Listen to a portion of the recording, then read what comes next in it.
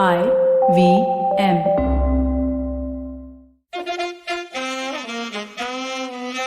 कृपया ध्यान दीजिए, the language used on the podcast may not be fit for consumption. We warn you, tread carefully. But listen yaar, don't be so conservative. है दिल है मुश्किल जीना यहाँ, and that's the problem. I'm talking about the gym. Can't live there anymore. It's driving me nuts. I've sleep deprived. I'm very sleepy. I've less than 4 hours sleep. I'll talk about that later. But the main point is, I enter the gym. I open it at 6:10, 6:12 in the morning illegally, and I put everything on and all. So it's a long story. And then for the last 3 days, there are 2 big coffee flasks lying around with all the sticky coffee stuff on the. It's a small gym on one desk, which means I have to clean it and all that. I can't put my hand there. I can't put my stuff there because that sticky stuff. It's like semen. It sticks to you and it doesn't go. And then people know what you've done. You've been a bad boy, etc. So my point is, can we please not have coffee and tea? It's not a cafe. It's a gym. Please get your coffee and tea and get out. Coffee and tea is not to be served inside here. If I see that, you will be shot.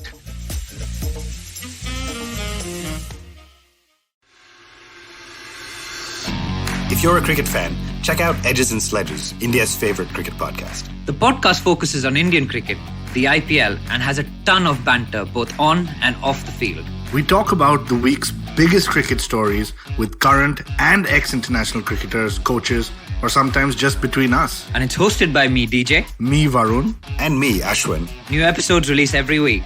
You can catch us on the IVM Podcast's website, app, or wherever you get your podcasts from. Check out the Edges and Sledges Cricket Podcast.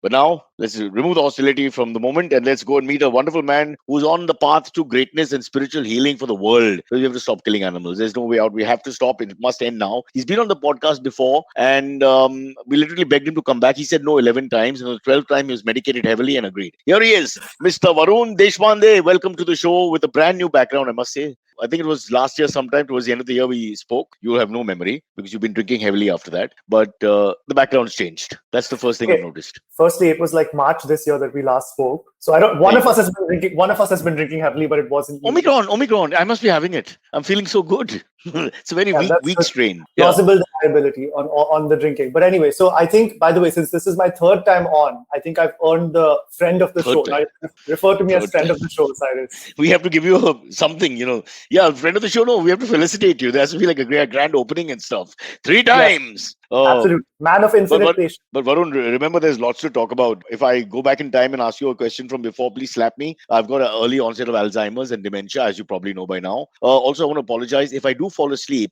during this podcast, it's not because of you or the podcast per se. It might be the podcast per se, but I won't say that. People will understand that. The point being that I'm really sleep deprived. And I'm going to be sleep deprived till Friday because I'm working on something and they're making me work in the night and I wake up at 4:45 and walk dogs. At 4:33, Peter, my Saluki, licked me. But they don't lick, so he nosed me with a cold nose. And after that, I've been awake. So sorry to tell you. But you can do the podcast on your own. Never worry. You've got lots to say, Varun. We'll start with, since it was March, now that you rudely told me on my own show, corrected us from the onset and slapped me on the face. Has there been any, how do I put this politely, has there been any growth in the movement? Would you say? Fair question? Yeah, Lots. Firstly, let me say, so I was told that December, one of my team members told me a couple of weeks ago that December is the Friday of the year. So it's time to kind of have fun and relax and reflect and all of that stuff. And it hasn't worked out that way, obviously, for you because you're working around the clock. But I am here in my tie-dye t-shirt and just enjoying myself. So life is good. Sorry to cut, but I like that phrase. Friday, December is the Friday of the year. The weekend, the party has started. You guys are so lucky. For us, it's just another bloody month. Bills have to be paid. That's it.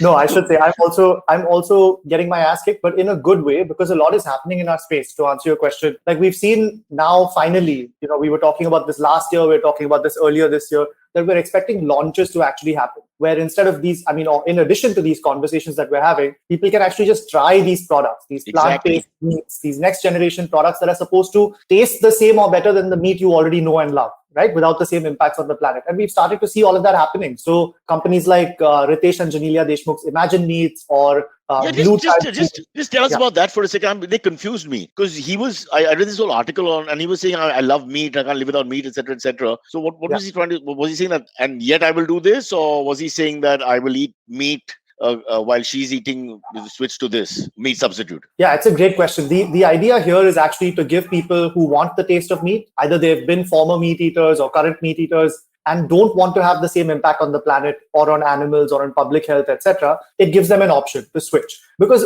throughout history, we've been saying eat broccoli, not beef, or eat chickpeas, not chicken. And that's a very poor substitute. It doesn't give you that. It doesn't make any sense, right? And also from a morality standpoint, who the hell am I to tell anyone else what to eat? It's right? like, so, say you tell someone date Cyrus Brocha instead of Priyanka Chopra. You can't do that. You can't just throw it out there, It just makes no sense from one end to the other. So the idea is cruel when you bring this up. It's really cruel that people should, it's almost like fascism. Oh, now you start eating French beans. That's why the Greens don't sell. Yeah, absolutely. So the idea here is to just give people something that literally feels like a simple switch, not a sacrifice. So if I'm, whether I'm American and eating at a backyard barbecue, or I'm Indian and we've got like a biryani dinner going on or something, or even a wedding going on, the idea here is we need to have a simple switch. It needs to taste the same or better. And it needs to evoke all the same like fragrance, delectable like sizzle and all of that stuff.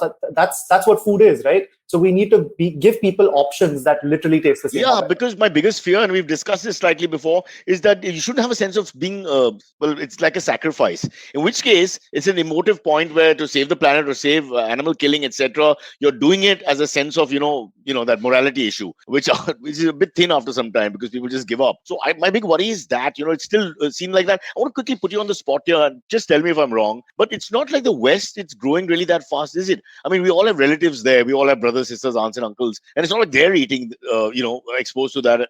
But what I'm saying is doesn't seem to be a revolution yet. Look, it's definitely very mainstream now in places like the US, right? So I don't know where your aunts and uncles live, but the idea here is that's sweet. No, but fucking rednecks. The point that I was about to make is actually in all parts of the US, for instance, like there's Burger King everywhere, right? So there are these products that are available at places like Burger King. So the Impossible Whopper is available. So I go to Burger King, well, because honestly, I love Burger King. Can I just endorse Burger King? We love you. Please be a brand on a show. No, I do. I don't explain this to you. This is something that I, rekindle with my kids when we started going abroad in the old days when you could travel. So, whether it's Thailand or Dubai or the West proper or America or wherever, just see a Burger King and say we have to pay respects and go and eat there. So if I went there and I like the double Whopper, which is the famous one that I like, and I asked for that, can I get the meatless version? And would I be close to the Yeah. So in all 7,200 locations of Burger King in North America, you can go and you can find the Impossible Whopper, which is made by a company called Impossible Foods. It's one of the companies in this space. They're one of the largest ones. And all the marketing material, to our point from earlier, says 100% Whopper, 0% beef. So the idea here is it tastes the same as your Whopper. It just happens to be made from something that's not beef. And by the way, Burger King is doing this globally, right? So in North America, it's Will we get it here? It's right near my office where I'm sitting. I'm like 5 minutes away. Can neither confirm nor deny. Maybe soon. But in the future, we should, right? Why would we not? In the near to medium term future, actually, it's going to happen in 2022. There will be products launched in fast food India in 2022. Why can't we offer this gratis? A couple of these, the people on this show, for example, or we'll pay for it. We give 3. I mean, if the option is there, especially with fast food, which is so easily available and manageable, and we asked 3 of our listeners who are interested, people like me or hardcore meat guys, we have plenty of them, and you put their hand up and say, look, I'll taste it and I'll give you a proper, absolutely non-jaundiced review. How about that? Let's do that. That makes complete sense. And you know what? You've hit upon a really important point. And in fact, the fourth time I come on the show, let's do that. I think it makes complete sense. Yeah, we can do it live, literally. Send it. Sorry. Let's do it. See, as an example, we work with Amazon Fresh. We work with all of these people across the spectrum to kind of get these products out, start more companies, etc., etc. Mm-hmm. We work with Amazon Fresh, which is Amazon's like grocery delivery arm in India, to just brief them on this space. And after that, they actually launched one of the companies that already exists in India called Blue Tribe Foods. Amazon Fresh offered a 97% discount in Mumbai on Blue Tribe Foods online. So it was a Diwali offer. It was a Diwali offer, but the idea is, look, like I might have some barrier to trying these products. Maybe I consider them too expensive, or I haven't heard of them, etc. But people like Amazon Fresh or people like yourself who have a reach with consumers and who are talking about these issues, right? We should be doing things that lead to this kind of category awareness, like what's happening in the space. And also the second point that you made, which is we need very, very clear reviews so the companies can get better. It's really important to remember what we're talking about here is food science. So it can get much better very fast. You have executives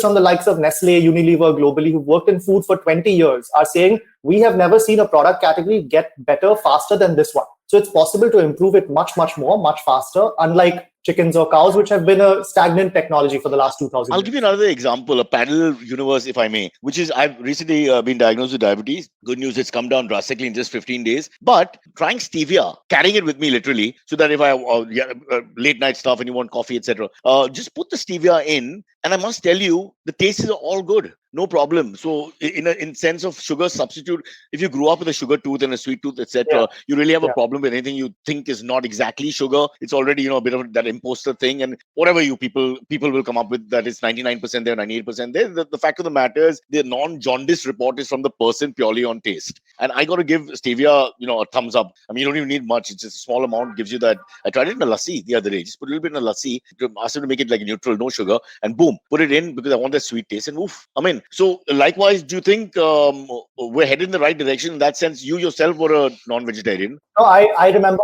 by the way, I used to love eating meat. I grew up eating meat. I remember what everything tastes like. I remember pomfret versus like bangda versus all kinds of different fish and different kinds of chicken and all of that stuff, right? Sounds like a reality show. Pomfret versus bhangra coming soon. No, but that's what we need. We need to be able to offer alternatives for every type of meat dish with every type of meat that people love eating all over the world. And that's a long journey, but it's happening. Just like you said with stevia, it's happening in the sugar substitutes market. It's happening here. I really do think like 20 years from now, we'll be looking back and we'll say, why did we persist as long as we did? I think I'll put it this way. For people like us, a lot of us who are in the middle of the line, as in we really don't want to hurt the environment. Deep down, I really don't want animals to be killed. I'm not, sounds hypocritical, but I really don't. And I'm thinking people like us, all we need to do is start with the beginning of the next generation, in the sense that whether it's a Burger King or Chinese food with whatever, please bring people into the show. It's very informal, no worries. So whatever it is and whoever it is, I'm saying from the right at the beginning, when the child in your family, the next generation starts walking, they're exposed to this food firstly, and in a way that is part of your culture. See, growing up, our cultures are very non-vegetarian where I come from, so that's a big issue. But I'm saying we can change that. It's still non-vegetarian, but it's this, and you got the protein content from a nutrition point of view, etc. Blah blah blah. You have all that formalization to fall back on as well. So maybe it's a generational shift which will take its time for it to become authentic. As in, there's a So I mean, look, young people, as you might expect, the early adopter for this from like rigorous research is people like you, right? As generally they tend to skew younger, urban, upwardly mobile. They've seen the Game Changers documentary, or they have some inherent like feeling about animal welfare. Everyone's seen that damn documentary here. Yeah, but the point you made earlier is, look, I can watch Game Changers, I can be totally convinced, but if the alternative is not good, I might try it for a couple of weeks and then I'll switch back, right? Because what's the option? So here, what we're trying to do is catalyze that suite of alternatives across every type of thing you might possibly want to eat. Maybe initially you swap it in a couple of times a week instead of like the 10 times you're eating meat or whatever. Twice you eat this other thing. As it gets better, as it gets cheaper, etc. I mean, more and more people will be able to do that, and that's the point. I mean, that's how we're trying to build this out, but it's going to take a long time to get there. Let's stir the pot a little bit for a second. I'm in a mischievous mood. We're finding that vegan culture and vegans per se a little aggressive. And a little, if you like, I'm talking in the West as well, very demanding and very clear in what is right or wrong and looking down on the others, etc. So you have a lot of animosity from vegan groups versus non-vegan groups, including people trolling left, right, and center for any small amount. So I'm just thinking maybe that's the wrong way to go. And since this is the parallel universe to veganism, what would be the right way to go? What would be the right PR exercise in terms of changing? Because what you're doing is a real revolution. We've said this before on the 22 times you've appeared. But that's what it is. It's got to be a revolution, literally, albeit a passive one. Yeah. I mean, so for us, we don't brand ourselves as vegan. We're not necessarily, like you said, we see ourselves as parallel to that whole movement, but we're not getting dragged down into those sort of culture wars between like vegans and non-vegans. The right way to go is, as you rightly said, inclusive, right? Make sure that everyone feels like they have a stake, pun very much intended, in this future of food. Ooh, Varun! Yes, thank you. I'll come down to our mediocre level today. Why? Go on. I'll take my award now. But the idea here is to make sure that it's totally inclusive, right? And people aren't feeling alienated on the basis of morality. We have to take morality off the plate. Again, pun intended, right? The idea here is to just serve up the future in ways that people feel like it's easily accessible. They can try it, they can swap it in, and then eventually, hopefully, they can try to see how they can replace more and more of their meals with it, etc. And all of that stems from really great foods. It doesn't stem from like shoving this morality down people's throats. Like I said, people have been saying eat chickpeas, not chicken for a very long time. It just hasn't worked. Like just pragmatically, it just doesn't work. Yeah, but let's move a little bit now to the government's role. And I don't just mean the Indian government, which loves Munawar Faruqi, my cousin. I'm talking about all the governments here, because sometimes I'm wondering whether there's subsidies in place. Are they, look, they're very clear with the environment, at least the West and us for that matter, barring China, most countries at least talk the talk, where they're going to give you subsidies, they're going to help you with the green revolution. I mean, look at the big three in America, they all talk about it all the time, the corporates, I mean, Amazon, etc., Tesla. So how important would that role be in terms of both local India as well as from a world footing, in terms of them, the government saying, okay, guys, here's the carrot, I'm dangling it, go this way? Yeah, it's a great point, and we need that, right? We've seen it in other industries like solar energy, electric cars, etc. And actually, we're reaping the benefits as a country from it, right? Those industries are going to create huge amounts of jobs and economic growth and all of that. Yeah. And as you rightly said, sustainability gains, all of which the government cares about. These are things that governments should care about, and they do care about. Actually, what's happened since we last spoke in terms of that side of things is considerable. There's been like this smart protein space race of sorts that's heating up in other parts of the world. So we're seeing Canada putting out this like road to 25 billion. We think we can create $25 billion industry in this. Appaji, just can you go back? What is smart protein? Sorry to be so naive, but what is that? Yeah, no, great question.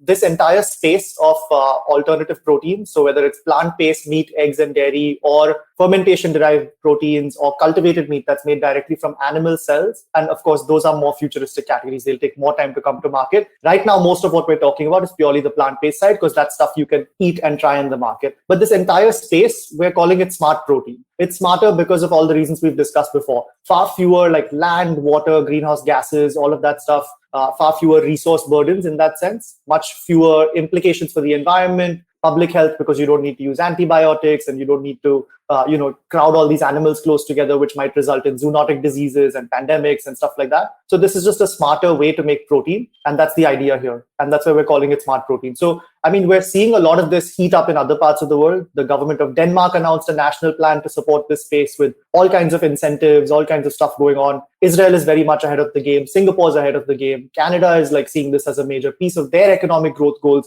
So we need to actually bring India to the table here. We might risk losing out in ways that we've lost out in other industries if we don't do it as fast as possible. So we're trying to get that going. And some conversations with government have been quite positive in the last years, but especially in this year of 2021. So we hope to see stuff coming up.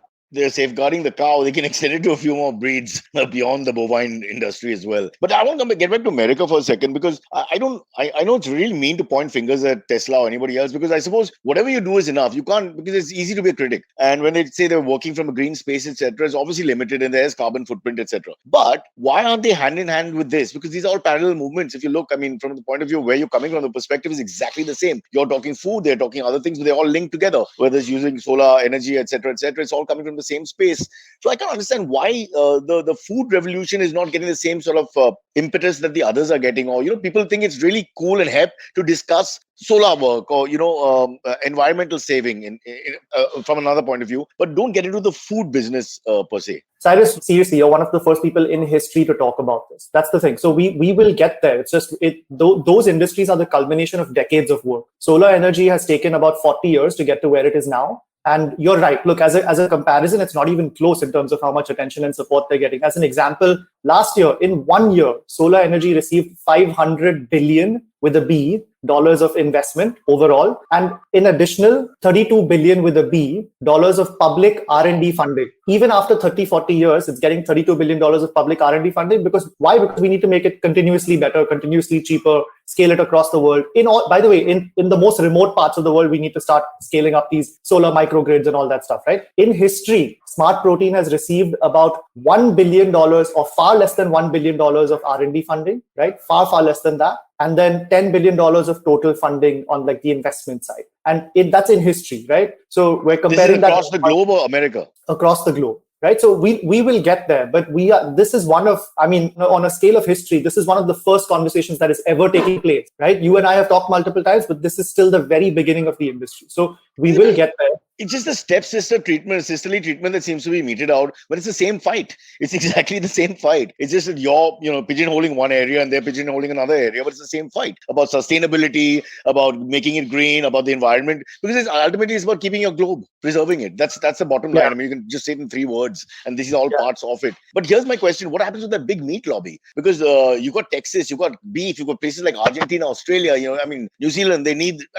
That's the huge industry for them. So I was thinking, isn't that going to be a problem always? Because they've got that, and that industry drives those countries to some extent. One of the big industries of those countries. So how do you deal with that? It's a great question. So look, there's 2 sides to this. One is the actual big meat companies and the brands that they own. From their perspective, they are meat providers, they're protein providers. They don't necessarily stipulate that meat has to come from an animal. Obviously, currently, animal meat is the major part of their business. But 9 out of the top 10 US meat producers have already invested in or started their own line of plant-based meat. This is true all over the world. We're seeing big meat producers and food producers like Nestle, Unilever, who are not necessarily meat producers, but also big meat producers like, I'll rattle off some names here: Smithfield, Tyson Foods, Hormel, all of these guys that do like a huge trade. I mean, totals of hundreds of billions, if not trillions of dollars in meat have all invested in this space now, right? So they're getting into it. And they say things like, if we can make meat without the animal, why wouldn't we? We are just a protein or a meat company. We don't stipulate that it has to come from an animal. The other side of it is what you said, which is the farmers and the livestock ranchers, etc. For them, this is a bit of a threat in that respect, right? So I think the conversation has matured in the last couple of years, where instead of only trying to shut it down,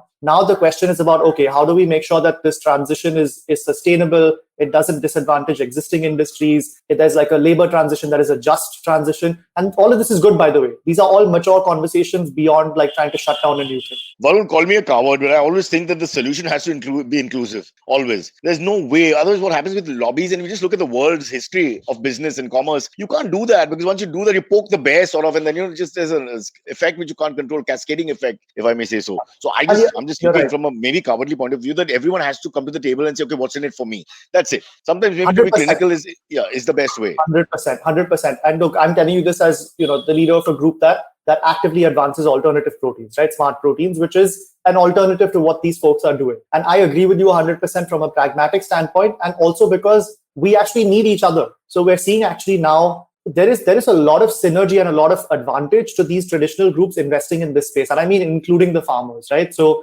there's an opportunity for them to grow the inputs for plant-based meat. There's an opportunity for them to use their distribution networks to get food out to people. So for example, in India, you look at any of the plant-based dairy companies, they're quite expensive now, right? Buying an oat milk is expensive as hell. And also it doesn't get to you the same way that your regular doodh does. Your regular doodh wala comes in the morning and gets you your stuff. That's magic, right? We should be piggybacking on the same distribution network, right? And that's what we are starting to see happen. Initially, it'll be companies like Amazon Fresh, Big Basket, as I mentioned, but soon we'll see these dairy companies, these dairy cooperatives also getting into this space. It's what's happened internationally. This is supplemental income for them. This is something that Kirana shop and Amazon and etc. etc. Yeah. But let's now come to the land of Ahimsa. Apparently, it's a country nearby, close to us as we speak. You would think that the way this present government is sitting, very clearly making all the posturing and noises in terms of environment, especially when our man travels abroad and chest beating about how we are going to do this, that and the other, and by giving numbers and figures, 2034 we'll be energy self-sufficient and green by 41, and by August 2043 and a half we'll be, meatless. But they haven't said that, but I'm just saying they're throwing things up there. Don't you expect a little bit more from the kind of rhetoric that's already in place, considering you're on the same team in this case? It'll happen. And to be clear, look, we don't leverage the Ahimsa argument, or we don't lean on that argument related to what you mentioned earlier with beef and all of those things. I think, frankly, that's just, again, getting dragged down into those culture wars. The strongest arguments that we can make are, this is something that we have to do. We can't mortgage our future. I mean, I want to have kids. I want my kids and grandkids to live on this planet and have access to even better landscapes than I do. Hopefully, we'll be able to, restore some of these landscapes that have been degraded over the last decades. But there's also a huge economic argument to be made. Since we last spoke, actually, we've been doing a very in-depth study with Deloitte, which is another one of those big names that carries a lot of weight with governments, right? So we've been doing a study with them that shows how many jobs this can create and how much value it can create for farmers and how much export income and stuff like that.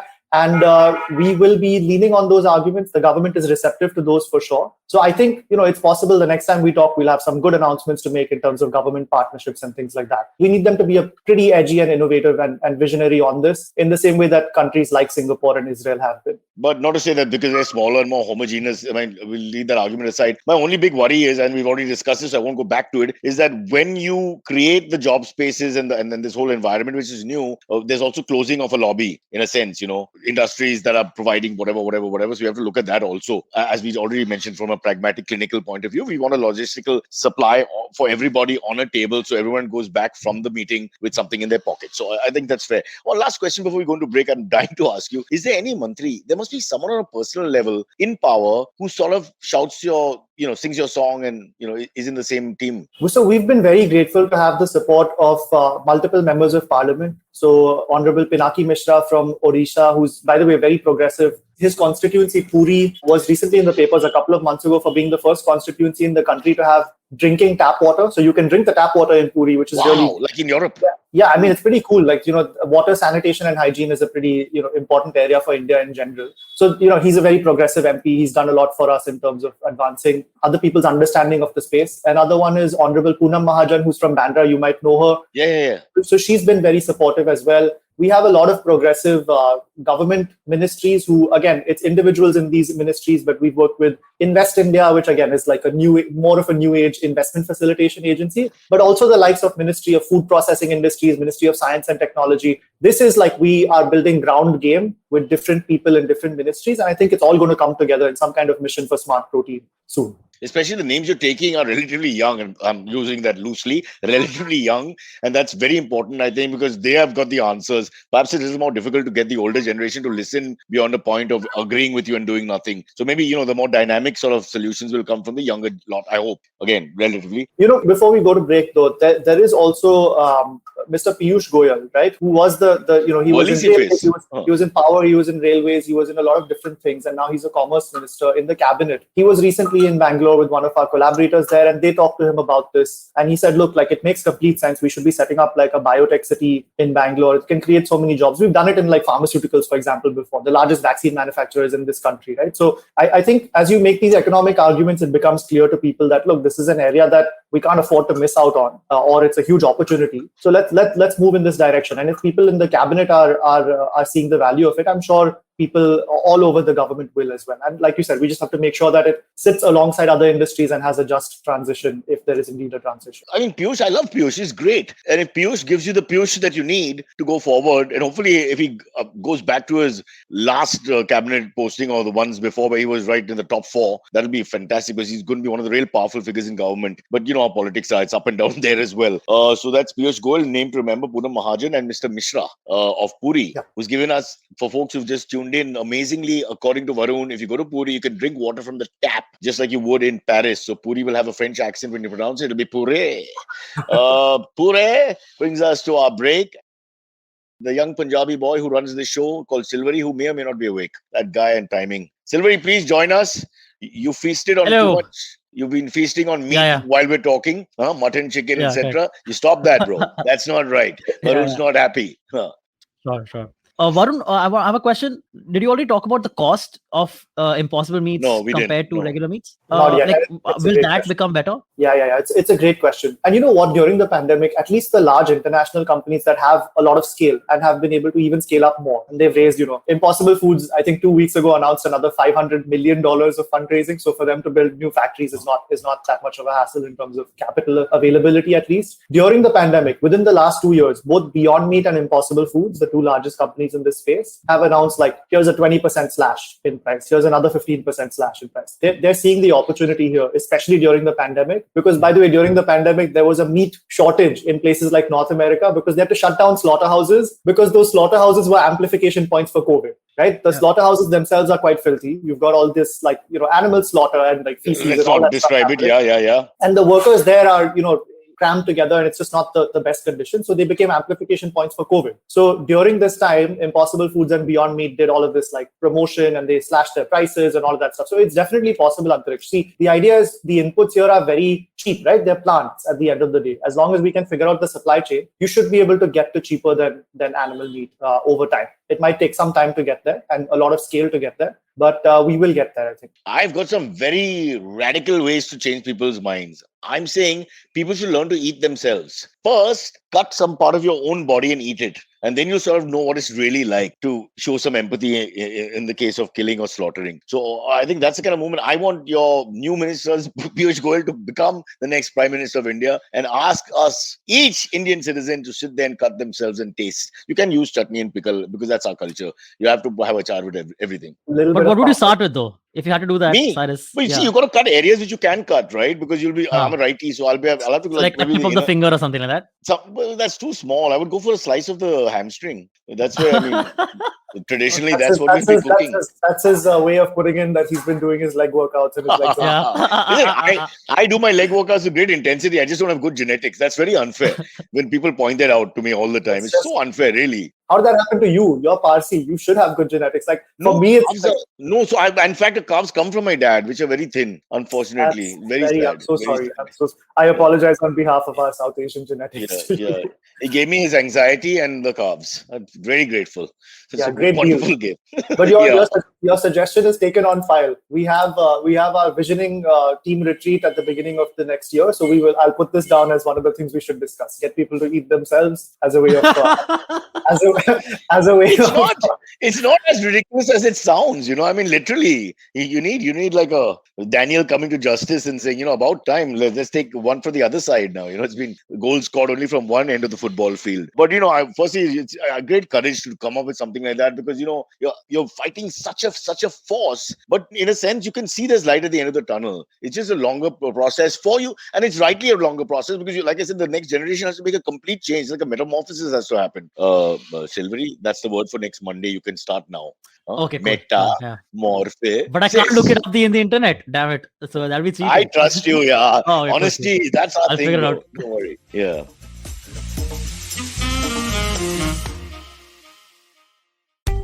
Are you looking for finance products and services that can enhance your personal finance experience? Are you looking for a space to talk about your financial product or service? And are you looking for a crisp talk show where the conversation is all about money? Well, your search ends here. Hi, my name is Anupam Gupta and I'm host of the Paisa Vaisa podcast, and I invite you for the conversation about your personal finance on each Monday on the IVM Podcast app or the website or on any podcast streaming platforms. See you folks. Follow me at Instagram and Twitter on Bored Brocha. I'm so bored, I need your help. I need your love. I need your touch. Okay, just follow me. Shall we go on to the AMAs? Yes, absolutely. There are quite a lot of questions for Varun. This first one comes in from Shovik Bakchi. He says, non-vegetarian people have the theory that if they don't eat meat, there will be a disbalance in the food chain. What are your views on that? Not a complete moronic point. There is something in that. It's a great question. And look, it stems from our not necessarily knowing where our food comes from generally. And that's not something that we would expect anyone to know. Where most of our meat comes from, the vast majority, by the way, more than 99.9% of our meat globally comes from what's known as industrial factory farming, right? So that is not natural. You're not eating the Kadaknath chicken that was roaming around the jungles of Andhra Pradesh that's been hunted and sold for you, right? That's an excellent point. What you are eating is 70 billion land animals that are raised for meat only for that purpose, and about 1 to 3 trillion fish or seafood that are used for meat every year. And it's crazy, right? So we actually have to use a huge amount of land, over 75% of all agricultural land on this planet, to grow crops for or to graze those animals, right? Or those fish, right? And we have to, use huge amounts of water, emit huge amounts of greenhouse gases.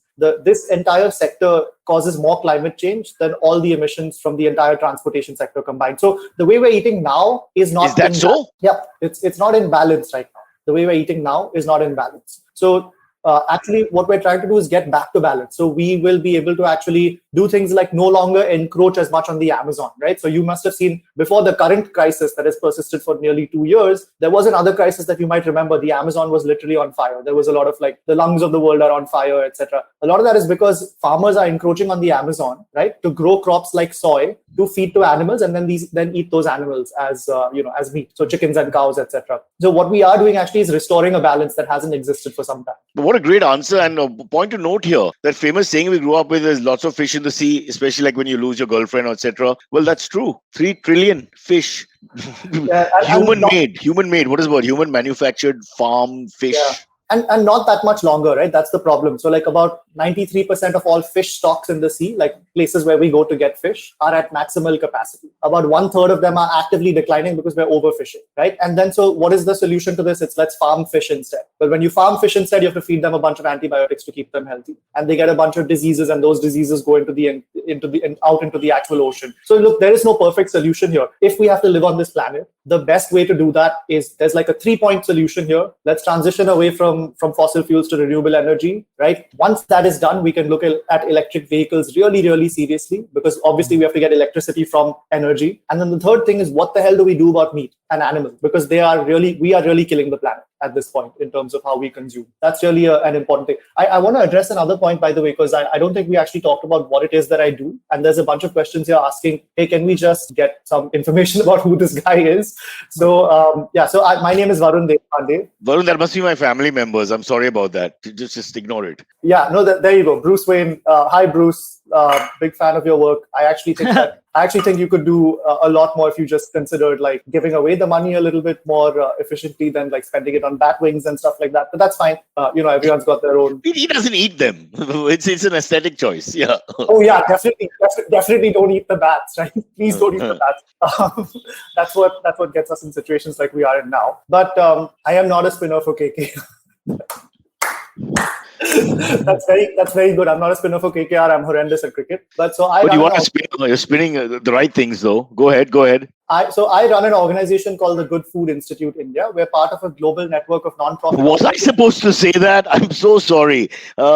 Today's guest, folks, is Varun Deshpande. He's the MD at Good Food Institute Asia. The second season of his podcast has started, named Feeding 10 Billion. Get on it right now, Varun. Thank you so much. I deeply appreciate the introduction. We advance the space of alternative protein or smart protein, right? So we work with business, science, and policy to really create the space from scratch in India. We work with entrepreneurs, with universities, government, etc., to really build this new sunrise industry. And I think you've been listening to the rest of what I'm saying. There's a huge opportunity here for us to get major sustainability gains, public health gains, vastly reduce the risk of future pandemics, etc., and then also create a new green industry which can create a lot of jobs and economic growth. And for those who want to propagate these theories, just remember, Varun is not trying to hit you with a stick. He's not one of those violent right-wing liberals. He's just trying to point out, look, this is the way forward. That's it. And I think that's the only message that's ever going to, actually go through generations, because there's no point trying to force, because people just won't respond. They have to just slowly, it's like an awakening, which I hope, and I think it will happen. The moment I find the taste to be almost good enough, I'm gone. That's it. I'll be one of Varun's converts, if you want to use that word loosely. Yes, sir. Next. Varun, I have, maybe this might seem like a stupid question, but yes, it is. You run the Good Food Institute. Do people who end up working at the Good Food Institute are mostly like, are they more vegetarians, so skewed towards veganism or something? That's a great question. So we have all kinds of people at GFI India and Asia and globally, but yes, of course, they tend to skew towards people who are already converted for sustainability reasons or otherwise. In India, most of the people that work for us come in for a combination of they care about sustainability or they care about really cool food innovation. So they come in as food scientists and they see that this space is really exciting, right? And then some people also care about animal welfare. But for whatever reason, in the India team, we don't seem to have, in the GFI India team, we don't seem to have a lot of animal folks. In places like the US and Europe, where kind of that non-profit space is a lot better developed on the animal welfare side, we have a lot of animal welfare folks there as well. But the theory of change is the same everywhere. We are all independent organizations doing different things. Like the goal in India will be slightly different than it is in the US, right? Like we have this whole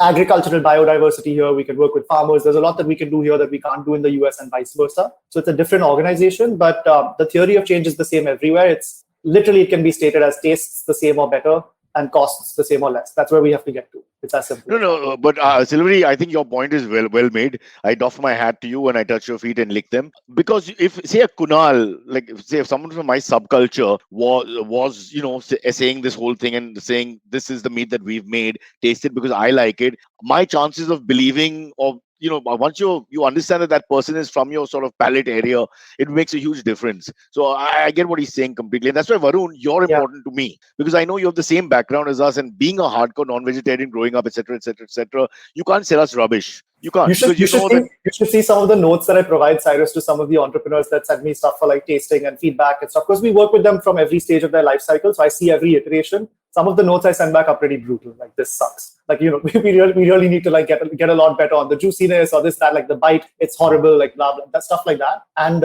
frankly, a lot of the entrepreneurs in our space are like you and me. I would say even more you, because they continue to eat meat, right? They just want to make meat better. They want to upgrade meat. And that's the idea. And, by the way, there's a quality argument to be made here. I know that you might be eating high quality meat. A lot of your listeners might be eating high quality meat and going to restaurants that serve high quality meat, etc.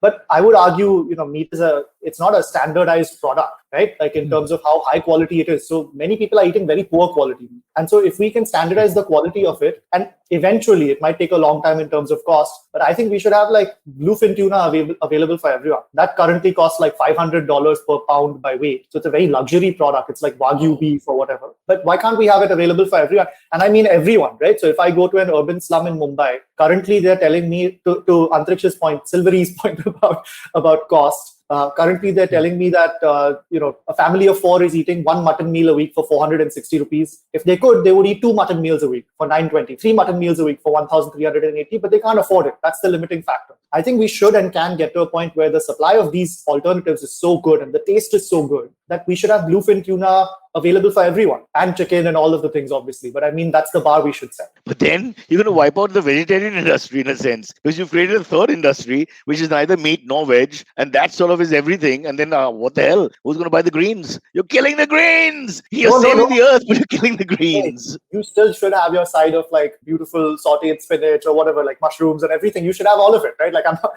we don't compete with the vegetables, obviously. You should please still eat your veggies. Don't just eat plant-based meats and not eat your veggies. Let's take the analogy of meat further. Let's bring it to women and carry on the conversation. No, I'm just kidding. Please, Varun, be very careful. Back off immediately. Silvery, you are ready to talk. I can see from your dirty smile. No. I have another question. God, create me an artificial woman. They're out there. You just have to go to Amazon. It's right there. Okay. Sorry. One more is so currently though, Varun, how close in nutrient value like is it close enough to the nutrient value of? I think that's the best selling point. That is okay. That is the best selling point. Okay. Let him answer. Sorry, Varun. Yeah, no, that's right. So look, different products will do different things. I'm also seeing questions, by the way, about like I tried a specific product, it tasted terrible, etc. So I think just as the taste of different foods and different companies will be different, even from a nutrition standpoint, there'll be something slightly different. But I think all the entrepreneurs understand, and we understand that you have to match the nutrition also, right? And by the way, there's work to do on that front, because matching nutrition is not just a matter of matching the macronutrients, that is protein, carbs, and fat. That's relatively easily done because this is a food science initiative. You can get exactly what you want. In fact, you can get better than that from it's all cholesterol free, it doesn't have hormones, antibiotics, etc. Right? But we also have to go a little bit farther in terms of what are known as the micronutrients. So vitamin A, iron, zinc, folic acid. If you look at an egg, for example, it's considered a powerhouse of nutrition because it has all of these micronutrients like choline and vitamin A, vitamin E, all of that stuff, right? We have to get there. That can be expensive. So I think it's going to take some time, but there's an opportunity here to, I would say, catalyze an affordable, sustainable supply of nutrients at every level of the socioeconomic pyramid. We just need support and we need to get there faster. Varun, if you want to take some more chat questions that you've noticed, please go ahead. We don't have to wait for me and Silvery. Yeah. So but I have another great question though in the meantime. Aditya Sharda has asked, after bigger players come in for mass production, do you think lab-grown meat could go the same way as the genetically modified meat with a fear of chemicals and enzymes pumped in? Yeah, so this is a good question. I think so. Lab-grown meat, by the way, what's referred to as lab-grown meat is that third category I was talking about, Cyrus. So cultivated meat. So you essentially farm the cells directly instead of farming the animals. It's biologically identical to meat. And just as it's food, it's subjective. So in the morning, I might want something plant-based. In the evening, I could want a cultivated steak or whatever. This category, though, happens to be much farther away from cost parity and market than plant-based, right? However, Singapore just approved, this time last year, they approved for the first time in history ever, any country, the sale of cultivated meat. So it sounds like science fiction, but you can actually go ahead and order cultivated chicken bites. And that is biologically 100% chicken, but it is made without slaughtering the animal. They basically took the cells and they produced it, and the animal went ahead and did whatever it was doing, running around, playing, whatever. I don't know what chickens do, right?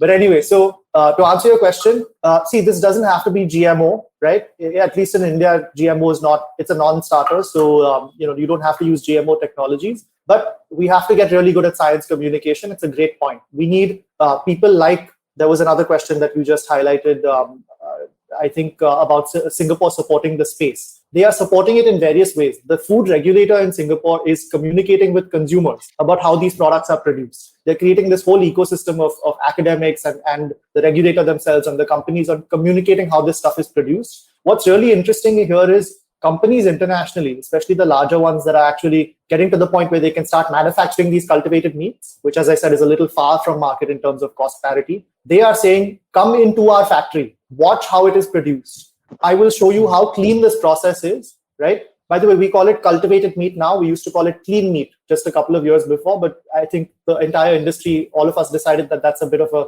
inflammatory term. Basically, you're calling conventional meat dirty if you call something else clean. But it's a good comparison because you can see how clean it is. And actually, if you ask a conventional meat company, can I go and see how your meat is produced? They will not allow you to do that, right? In fact, there are explicitly what are known as ag-gag laws that prevent people from talking about some of how conventional meat is produced. So look, we don't focus on that side of things. We focus on how positive this can be. But it's worth noting that if companies are saying, come in, view our production process, we will literally make our factories made of glass where possible. So you can view everything that's going on there. Transparency. What the government needs to do. Be more transparent. Excellent point. Excellent. Silvery, by the way, another pun that you were talking about offline. So you can't meet the meat people. Remember that. Because that's like a shrouded in mystery. They don't want you to see the back end of those operations. I think let us say it because Varun doesn't want to be isolated in his stand against others. But I think that's clear. I want to just quickly ask before we go to the next one. So is Singapore the lead country then for this? Would you say? In terms of in the right direction? Yeah, Singapore, Israel, they're great test cases because these are smallish countries, very high tech. And then from a geopolitical standpoint, it makes sense for them to advance these industries. So for example, Singapore currently only produces about 7 or 8% of their food locally. They import 92 to 93% of their food, which is it is a bit of a supply chain issue for them, right? So in terms of advancing the space, creating a lot of jobs, continuing to be seen as like a technology center and a financial center, they've really supported this space in many ways. So what I mentioned earlier, regulation to allow cultivated meat for sale is the tip of the iceberg in terms of what they're doing. They've also, announced dozens of millions, if not hundreds of millions of dollars in funding. We or our counterpart organization that I also supervise, called the GFI APAC organization in Singapore, has launched 2 university courses there. So you must have heard of universities like NUS, National University of Singapore, NTU, Nanyang Technological University. We've launched 2 courses to train the next generation of innovators there, all supported by the government. So there's a lot that they're doing. And we need to take that playbook for India, but we can do a lot more here. With the agri side, with the manufacturing side, we can get a lot bigger here in terms of an industry. Sorry, I just want to stop there for a second. Silvery was nodding very vigorously to the names of the 2 universities in Singapore. May you repeat both of them, please, sir? Silvery? Nanyang, I know because firstly, it's a beautifully designed institute where. Damn you, Silvery! You exposed me. I know some stuff, man. Damn you! You don't have to go on now. The old man has been given his comeuppance. You back off and show respect to seniors. Okay. Yeah. No, I just made that up, Cyrus. Let Varun let him take the things he wants. Yeah, go ahead, please. Yeah, honestly, so like I said earlier, I'm seeing a lot of comments about availability and taste. So I just want to say that the bar is everyone in the comments. You are the bar in terms of this is the yardstick against which we want to measure the progress of this industry. Are the products literally tasting the same as what you want to eat, right? And until we get there, we aren't actually there in terms of science and technology. It's worth noting that everything wasn't there, right, when it came out. So solar energy wasn't there when it came out. The first smartphones were vastly worse than this. Right, I think there's an opportunity here because we're talking about utilizing science for the betterment of something. We can get a lot better, and I think we've made there you go. we can get a lot better. Yeah, it's a great point, right, Janil? How can I convince my mind to like Beyond Meat or other alternatives when they don't taste like meat at all? I think there are people, by the way, who work with cows all day long. People from like Minnesota. That's my family. It's just unfit. Stop that. That wasn't pejorative at all. I'm saying there are people who work in the livestock industry who have written things like when they tasted the Impossible Whopper versus the regular meat Whopper. So a beef Whopper versus an Impossible Whopper, which is... Wait, now I have to look up pejorative. Just guys, stop. Go on. That wasn't insulting at all. That wasn't meant to be insulting, is what I'm saying. All I'm Don't saying, act like you knew it. You got away with Singapore, but I know pejorative through you. This is not fair. I mean, now I can say I knew it, and there's no way for you to know. is there a way? Is there a way for me to mute? Is there a way for me to mute Cyrus? Can you make me a co-host, please? But anyway, I have the infantile gene. Now you can't stop being an idiot from time to time. I'm so sorry. Please carry on. No. To finish the thought, people who have tried that Impossible Whopper alongside a regular Whopper, and by the way, only the bun and the burger, taking out all the sauces and the lettuce and everything that could obscure the taste, and they work with livestock all the time. I've seen articles that they've written where they've said, look, beef, we have a problem, because I couldn't tell the difference now between these two things. So some products are getting much, much better, and that should be the yardstick, right? So people who eat meat all the time, you should be the yardstick. Look, obviously, by the way, there'll be a whole suite of products that do not taste like meat, that are not meant to taste like meat. Like you have your tofu, tempeh, all of that stuff. That's not what we're talking about here. That stuff is good too. I eat it from time to time. But we're talking about, for people who eat meat, we want to give you a substitute that doesn't break the planet. And a real substitute. Varun, are there certain meats which are easier to replicate? Like chicken maybe, or mutton maybe, like that? Everything that's kind of ground meat is much easier to replicate, as you might guess from a scientific standpoint.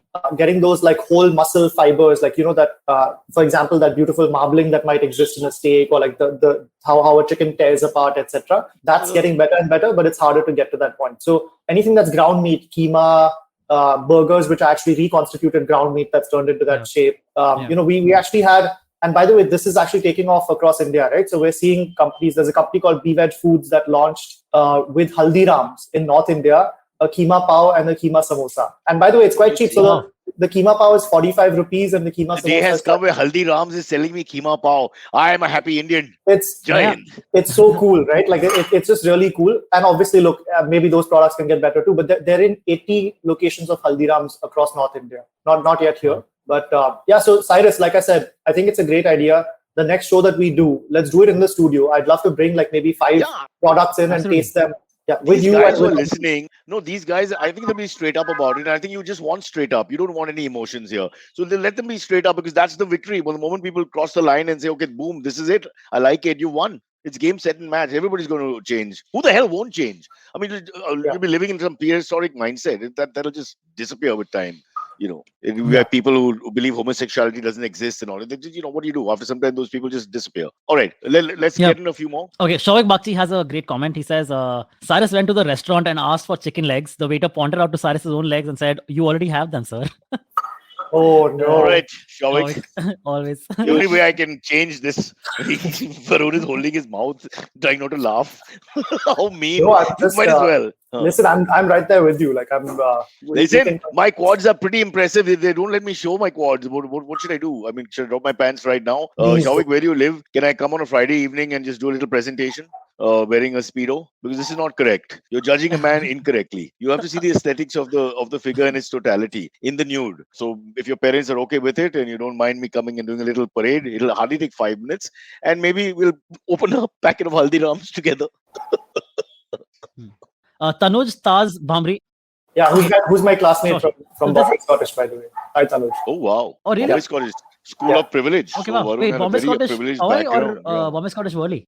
Bombay Scottish Mahim, not Worli, which is about 2 minutes in that direction. I live pretty close. Oh, okay, cool. Wow. But Okay, why nice. came much later, Silvery? We were growing up, I there's didn't only know. one Bombay Scottish. That's the Bombay Yeah, I know, Scottish. that's what. Yeah, I'm old as hell, is what Cyrus is saying. Okay. I'm chicken legs, the fucking twits.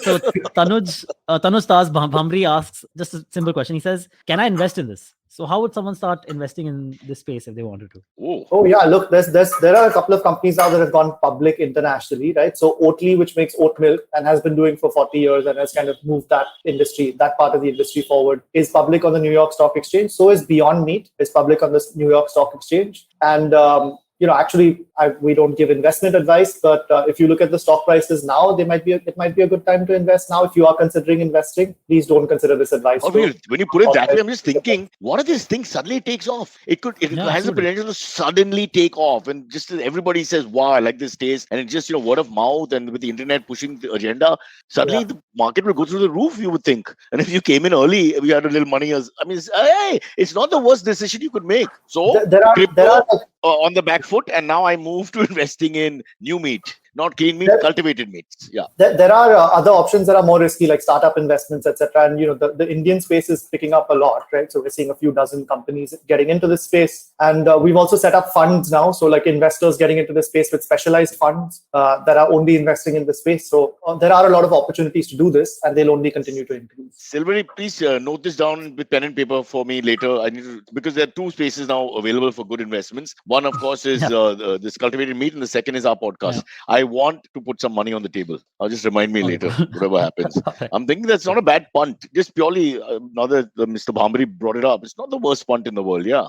Yeah, because this is what we're talking about when we look at something that can really you look behind, at the back, or rewind a little bit in life, and you'll see what really went through the roof, because it was like a whole cultural shift. If they had a cultural shift, God, somebody got paid 5,000 shares of Amazon, and then 20 years later, he's one of the 20 richest men in America. It's ridiculous. Yeah. I mean, it could actually come down to maybe like one product that excels, right? Like the Popeye chicken sandwich went suddenly like, oh my God, I gotta get that sandwich, right? Yeah. So it could be that. It could be that just that one patty or that one product of based meat which suddenly goes like super viral and everyone wants to have it, and that could. I'm buying That Varun's really company escalated as we speak. I am now the owner.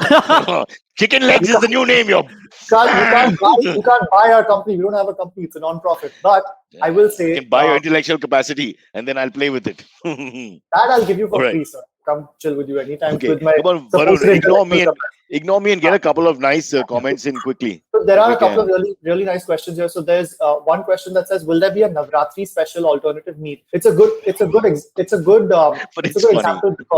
because a lot of this is driven by, as I said earlier, the early adopters are people who already eat meat multiple times a week, who feel guilty about that meat consumption for various reasons, but they just don't have an alternative, right? Now, at home, for instance, I don't live with my parents, but my mom is vegetarian on Monday, Tuesday, Thursday, Saturday. Okay. So my dad is also vegetarian on Monday, Tuesday, Thursday, Saturday. And he stopped complaining about it, but initially he used to, right? So if there's an opportunity to eat Tuesday, Saturday meat with no guilt, without that slaughter, without that animals, all of that stuff that relates to Hinduism or any religious guilt, etc., that's a great opportunity. As an example, Imagine Meats, which is Ritesh and Janelia's company, that has been in the works for about a year prior, actually ended up launching on Ganesh Chaturthi this year, which was, I think, October 14th. And that was very intentional. A couple of companies did launches on that day, because the idea here is it's essentially guilt-free, slaughter-free meat. So whether you're guilty for the environment or for animals or whatever, here's an alternative that you can try. Another question that's really good, I thought, was why call it meat in the first place? So that's an interesting one. I mean, like, look, every label that we have has come historically from somewhere, and they don't always mean what they think they mean. Like,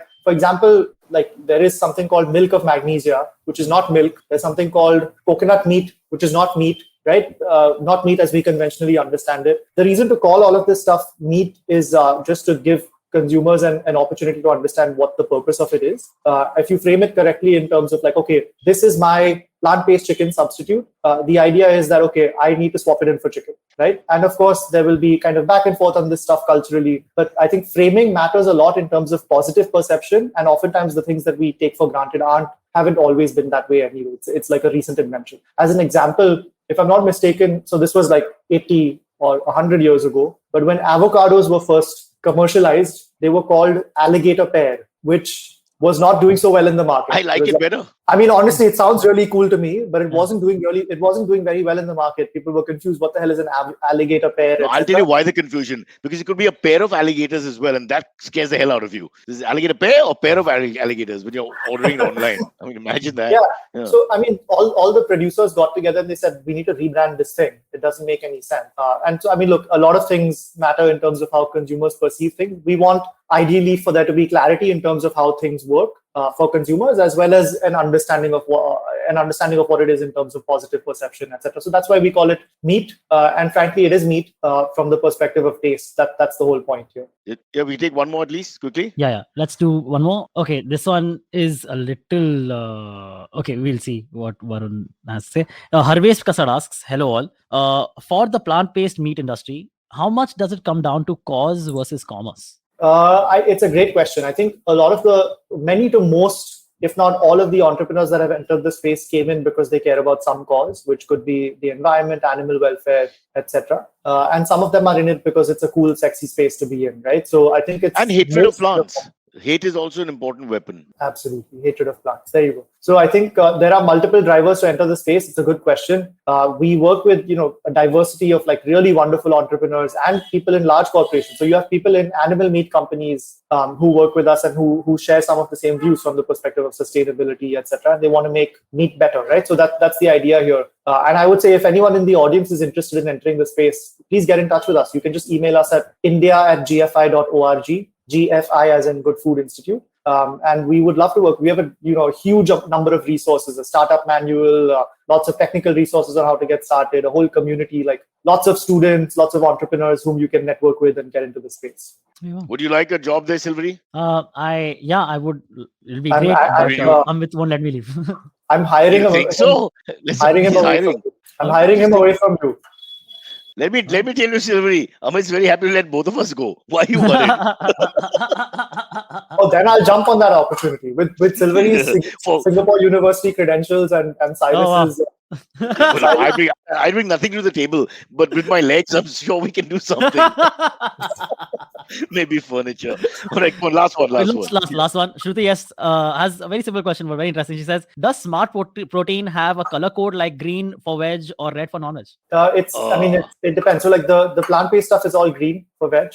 For cultivated meat, because it's made from animal cells, it would have to be classed as non-veg, and it would have to also say on the label that, look, this is cultivated from cells. It's not made by animal slaughter. Can I just say one thing here, Varun? This is coming back to veganism. I find this color thing almost like racism. That they put that dot here and that dot there, and they color it with it just makes you feel like you've been rejected because this is for certain people, this is not for you. I just get a negative energy from it. I know it sounds really puerile and all that, but I'm seriously saying that. I just feel it sounds militant when you got to do that. No, it's a fair point. A lot of this does derive. I mean, there is a political history behind how all of this came about, but it does derive from food safety and just like making sure people don't eat stuff by mistake that they don't want to eat. A lot of that comes. So like, you have the FSSAI, the Food Safety Standards Authority of India, which, by the way, I have a lot of respect for that body. There's a few hundred people there who deal with food safety for this entire country of 1.354 billion people or whatever, right? So they get complaints from consumers who say, hey, like this person is marketing this thing. It has egg in it. I don't want to eat it. I'm pure vegetarian. And so then they have to take this on board and see how they can kind of regulate this and make it easier for people. So I think the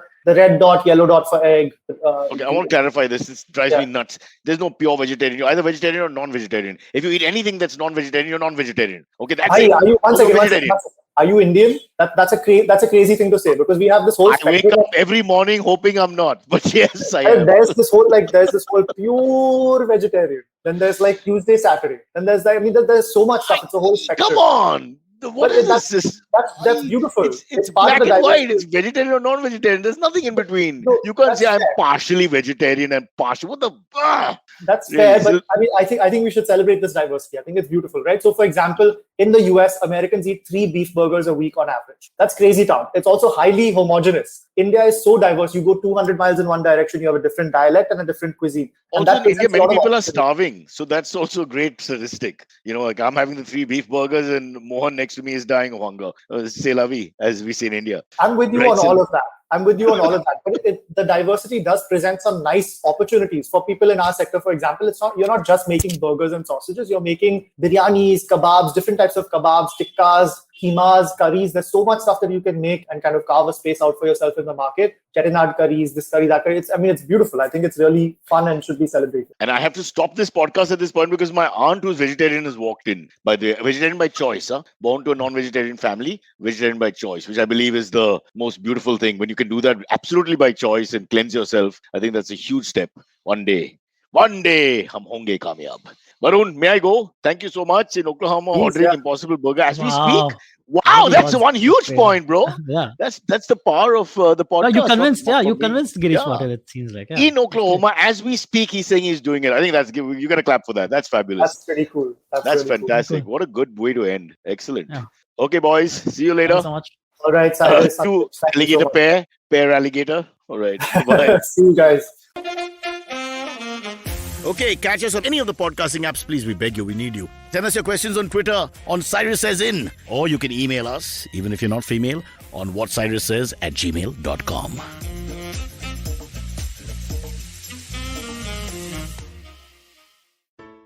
Hey everybody, it's been another great week on the IVM Podcast Network. On the Wire Talks, Siddharth talks to Harinder Happy. He's currently the media coordinator of the farmer protests and the son of a Dalit landless farmer in Rajasthan. He tells us how and why he got involved with the protests and the 3 laws that angered the farmers in the first place. On KBCD, Farhad and Sunitra are joined by Sonika Aaron from Marching Sheep, an HR consultancy that helps businesses to be more inclusive. On Smarter with Sid, we find out more about momentary leadership from Siddharth. On Misconduct, Raghavi and Nisha take us through a tale of sisterhood, that of Jayalalitha and Sasikala. And on Say No to Drama, Chetna is here to slice the drama around body image and tell you some essential life hacks. Do follow us on social media. We're IVM Podcast on Twitter, Facebook, Instagram, and LinkedIn. And also do check out our YouTube channels. We have a number of them. You can get them on ivmpodcast.com/YouTube. And remember, if you're enjoying this show, or any of our other shows for that matter, please do tell a friend. It really does help us spread the word. And finally, we'd like to thank our sponsors for the network this week: Cred, Bank of Baroda, CoinSwitch, Kuber, Intel, and Oxfam India. Thank you so much for making this possible. Do you find yourself making routines and timetables but never actually being able to stick to them? Do you find yourself downloading productivity apps only to uninstall them in a few weeks? In that case, you've reached the right place. Hi, my name is Ashtin Doctor and I host the Habit Coach podcast, a podcast that helps you get all of this in order, set better routines and make better habits. And now, we're coming up in a Kannada adaptation as well. Make sure to check it out every Monday and Thursday on the IVM Podcast Network or on all major podcast streaming platforms.